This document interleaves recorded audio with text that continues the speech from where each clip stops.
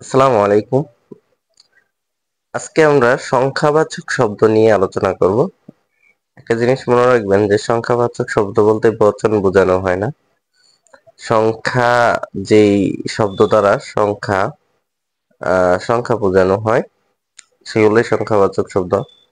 সংখ্যা মানে গণনা বা গণনা দ্বারা লব্ধ ধারণা। সংখ্যা গণনার মূল একক এক। কাজেই সংখ্যাবাচক শব্দে এক, একাধিক, প্রথম, প্রাথমিক ইত্যাদি ধারণা করতে পারি। ১ টাকা, ১০ টাকা। ১ টাকাকে ১ ১ করে ১০ বার নিলে হয় ১০ টাকা। সংখ্যাবাচক শব্দ ৪ প্রকারের হয়ে থাকে।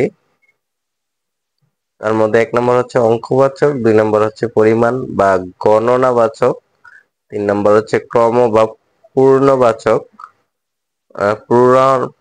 পূরণবাচক, ৪ নাম্বার হচ্ছে তারিখবাচক।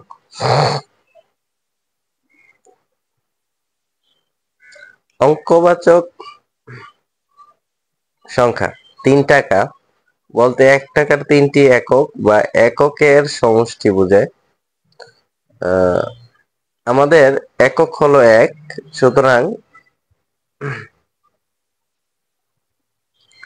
১ যোগ ১ যোগ ১ সমান সমান ৩। এভাবে আমরা ১ থেকে ১০০ পর্যন্ত গণনা করতে পারি। ১ থেকে ১০০ পর্যন্ত এভাবে গণনার পদ্ধতিকে বলা হয় ১০ গুণোত্তর পদ্ধতি। ১ থেকে ১০ পর্যন্ত আমরা এভাবে লিখে থাকি, যেমন ১, ২, ৩, ৪, ৫, ৬, ৭, ৮, ৯, ১০। এখানে যেসব সাংকেতিক চিহ্ন ব্যবহৃত হয়েছে সেগুলোকে বলে অঙ্ক। ১ থেকে ৯ পর্যন্ত অঙ্কে লিখিত। ১০ লিখতে ১ লিখে তার ডানে একটি শূন্য দিতে হয়।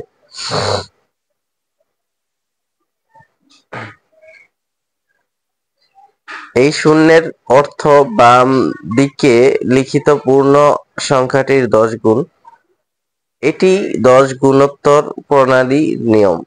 মানে হচ্ছে ১ এর পরে যদি একটা শূন্য দেই তাহলে এটা ১ থেকে এটার পার্থক্য হবে ১০ গুণ। ১০ ১ থেকে ১০ গুণ পার্থক্য। যদি আরো দুইটা শূন্য দেই তাহলে ১০ থেকে এই ১০ থেকে আরো ১০ গুণ করলে ১০০ হয়। ১০০ সাথে আবার আরেকটা শূন্য দিতে গেলে আমার আনতে হবে হচ্ছে আরো ১০ গুণ ১০০ সাথে করতে হবে।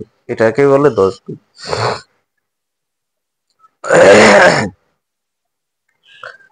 এভাবে আমরা ১০-এর গুণন এবং এককের সংকলন করে বিভিন্ন সংখ্যা লিখে থাকি, যেমন ১-১০-১ ১১, ১-১০-৪ ১৪ ইত্যাদি। এভাবে দশকের ঘরে ২ হলে বলি ২-১০-২০, ২-১০-১ ২১, ৩-১০-১ ৩১। পরিমাণ বা গণনাবাচক সংখ্যা একাধিকবার একই একক একাধিকবার একাধিকবার একই একক গণনা করলে যে সমষ্টি পাওয়া যায় তাই পরিমাণ বা গণনাবাচক সংখ্যা। যেমন সপ্তাহ বলতে ৭ দিনের সমষ্টিকে বুঝিয়ে থাকি। সপ্ত অহ অহ সপ্ত শব্দের অর্থ হচ্ছে ৭ আর অহ শব্দের অর্থ হচ্ছে দিনক্ষণ। এতেই হয়েছে ৭ সপ্তাহ। এখানে দিন একটি একক, এরূপ ৭টি দিন বা ৭টি একক মিলে হয়েছে সপ্তাহ। পূর্ণ সংখ্যার গুণবাচক সংখ্যা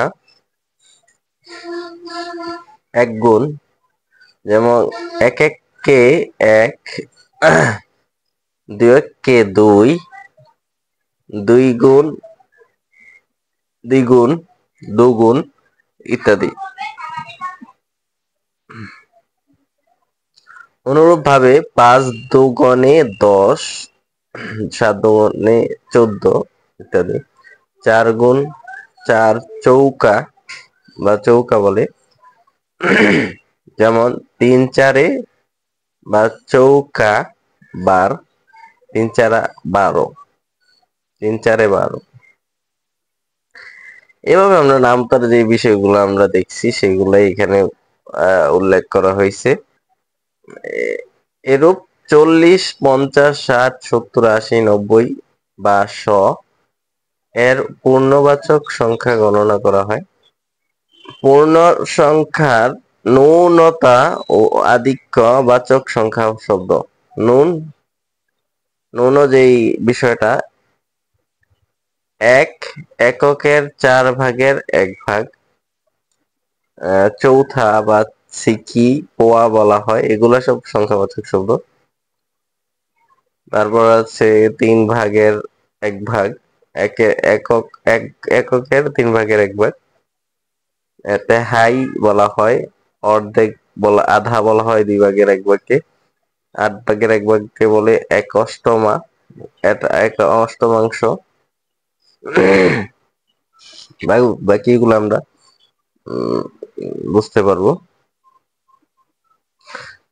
তারপরেও কিছু শব্দ আমাদের প্রচলিত আছে, যেমন পনিতিন। পনিতিন বলা হয় হচ্ছে 2 এবং 2/3 ভাগের 4 ভাগ, 4/3 ভাগ, 2 এবং 4/3 ভাগ। তো এটা এরকম হয়, 2.75 এরকম হয়, 3.5 এরকম এটাকে বলে। বা 5, এটাকে বলে 5, 3, 4। এটা অঙ্কের মধ্যে বোঝা যায় 5, 7, 7, 5। এই অঙ্কটা আমরা ডিজিটাল প্রযুক্তিতে যেটা বুঝি, তবে এটা বাঙালিদের একটা হিসাব। সোয়া বলতে হচ্ছে সোয়া এক, যেটাকে বোঝায় সেটা হচ্ছে 1 এবং 4/1 একের সাথে 4/1 মানে হচ্ছে 1.25। এই অংশটাকে বলা হয় সোয়া এক। আর দেড় হচ্ছে এক এক এক এক অর্ধেক, মানে একের সাথে অর্ধেক যোগ করলে যেটা হয় দেড়। এটা মূলত আমরা ডিজিটাল ভাবে বুঝতে চাইলে 1.50 বুঝি, এটা হচ্ছে দেড়। আড়াই বলতে একই, এটা হয় 2.50 এরকম। এখানে আড়াইয়ের চিত্রটা হচ্ছে এরকম। ক্রমবাচক সংখ্যা, একই সারি, দল বা শ্রেণীতে অবস্থিত কোনো ব্যক্তি বা বস্তুর সংখ্যার ক্রম বা পর্যায় বোঝাতে ক্রম বা পূর্ণবাচক সংখ্যা ব্যবহৃত হয়। যেমন দ্বিতীয় লোকটিকে ডাক। এখানে গণনায় একজনের পরের লোকটিকে বোঝানো হয়েছে, দ্বিতীয় লোকটির আগের লোকটিকে বলা হয় প্রথম। তৃতীয়, চতুর্থ এগুলো হচ্ছে ক্রমবাচক। তারিখবাচক সংখ্যা হচ্ছে বাংলা মাসের তারিখ বোঝাতে যে তার সংখ্যাবাচক শব্দ ব্যবহার করা হয় তাকে তারিখবাচক শব্দ বলে। যেমন পহেলা বৈশাখ, 22শে শ্রাবণ। তারিখবাচক শব্দের প্রথম 4টি, প্রথম 1, 2, 3 হিন্দি নিয়মে সাধিত, বাকি শব্দগুলো বাংলায় নির্দিষ্ট ইঙ্গিতে ব্যবহৃত হয়। যেমন তারিখ, পূরণবাচক এর ক্ষেত্রে প্রথম, দ্বিতীয়, তৃতীয়, চতুর্থ।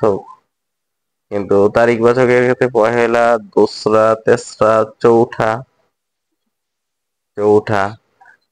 5ই, এগুলো আবার ঠিক আছে।